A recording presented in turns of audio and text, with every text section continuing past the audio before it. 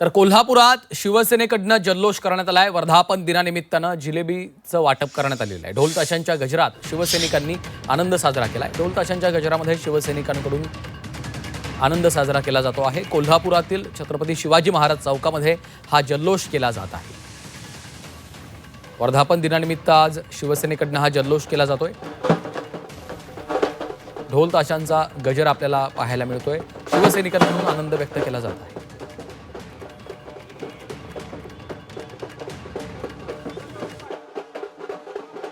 शिवसेना आज ज्येष्ठ झालेली आहे। खऱ्या अर्थानं आमच्या दृष्टीनं हा आनंदाचा दिवस आहे।